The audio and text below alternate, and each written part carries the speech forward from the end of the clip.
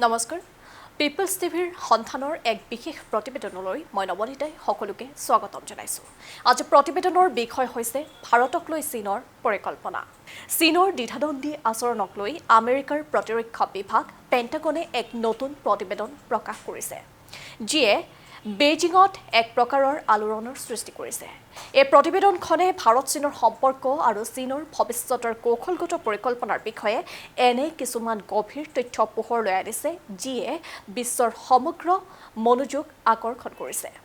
পেণ্টাগনৰ বাৰ্ষিক প্ৰতিবেদন অনুসৰি চীন ভাৰতৰ সৈতে সম্পৰ্ক উন্নত কৰাৰ নাটক কৰাৰ সমান্তৰালভাৱে পাকিস্তানক গোপনে অস্ত্ৰ-শস্ত্ৰ যোগান ধৰি ভাৰতৰ ওপৰত হেঁচা প্ৰয়োগ কৰি আহিছে। প্ৰতিবেদনত দাবী কৰা হৈছে যে চীনে এফালে প্ৰকৃত নিয়ন্ত্ৰণ ৰেখাত কৌশলগতভাৱে শান্তি বজাই ৰখাৰ অভিনয় কৰিছে আৰু আনফালে ভাৰতৰ অৰুণাচল প্ৰদেশ দখল কৰিবলৈ গোপনে প্ৰস্তুতি চলাইছে। যোৱা অক্টোবৰ মাহত ব্ৰিক্স সন্মিলনৰ সময়ত প্ৰধানমন্ত্ৰী নৰেন্দ্ৰ মোদী আৰু ৰাষ্ট্ৰপতি শ্বি জিনপিঙে বিবাদিত অঞ্চলৰ পৰা সৈন্য প্ৰত্যাহাৰ কৰিবলৈ সন্মত হৈছিল। কিন্তু পেণ্টাগনৰ মতে অৰুণাচল প্ৰদেশ চীনৰ বাবে এক মূল স্বাৰ্থ হৈয়ে আছে। চীনে ভাৰতৰ সৈতে সুস্থিৰ সম্পৰ্ক দেখুৱাই ভাৰত আমেৰিকাৰ মাজত গঢ়ি উঠা কৌশলগত অংশীদাৰিত্বক দুৰ্বল কৰিব বিচাৰে। এয়া এক ডুৱেল ট্ৰেক কৌশল, য'ত কূটনীতিৰ আঁৰত সামৰিক ষড়যন্ত্ৰ লুকুৱাই ৰখা হয়। প্ৰতিবেদন অনুসৰি বিগত 5 বছৰত চীন পাকিস্তানৰ সৰ্ববৃহৎ প্ৰতিৰক্ষা যোগানকাৰী দেশ হিচাপে পৰিগণিত হৈছে। চীনে পাকিস্তানক প্ৰায় 20খন J-10C যুদ্ধবিমান যোগান ধৰিছে। অৱশ্যে চীনৰ বৈদেশিক মন্ত্ৰালয়ৰ মুখপাত্ৰ লিন জিয়ানে এই প্ৰতিবেদনক চীনৰ প্ৰতিৰক্ষা নীতিক বিকৃত কৰা বুলি অভিহিত কৰিছে। প্ৰতিবেদনখনৰ আটাইতকৈ ডাঙৰ দাবীটো হ'ল চীনৰ বিশ্ব আধিপত্যৰ পৰিকল্পনা।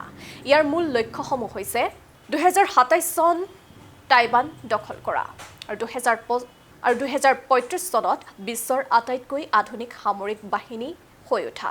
ইয়াৰ পিছৰটো লক্ষ্য হৈছে 2049 চনত সমগ্ৰ বিশ্বত শাসন কৰা।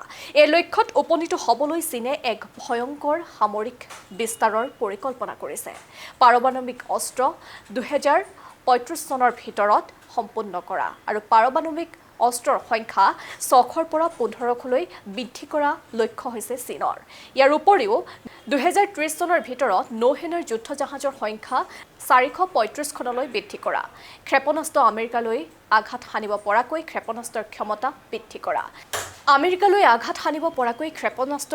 বৃদ্ধি কৰা।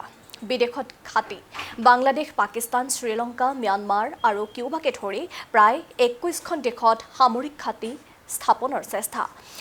মহাকাশত 500ৰো অধিক উপগ্ৰহ নিয়োগ কৰাৰ লক্ষ্য হৈছে চীনৰ। এতিয়া প্ৰশ্ন হয়, পেণ্টাগন এই দাবীসমূহ কিমান সত্য? বিশেষজ্ঞসকলৰ মতে চীনৰ নীতি সদায়ে সীমান্ত সম্প্ৰসাৰণৰ আৰু ইয়াৰ বাবে তেওঁলোকে নিজৰ কৌশলগত আক্ৰমণৰ ক্ষমতা দ্ৰুতগতিত বৃদ্ধি কৰি আছে।